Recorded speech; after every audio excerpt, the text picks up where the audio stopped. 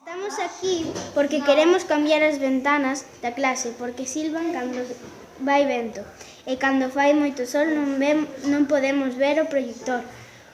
Unha non baixa e outra non sube e as luces... Las luces las necesitamos muy a menudo para ver que, como dice Lucía, una no sube, otra no baja y utilizamos mucho las luces y contaminamos mucho más. Sí, yo cuando trabajo no veo cuando hace sol. Cuando está nublado no veo mucho, pero veo con las luces. Eso no me gusta.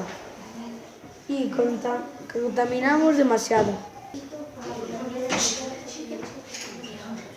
Yo estoy al lado de la ventana y cuando hace sol y no se cierra la persiana no veo el folio.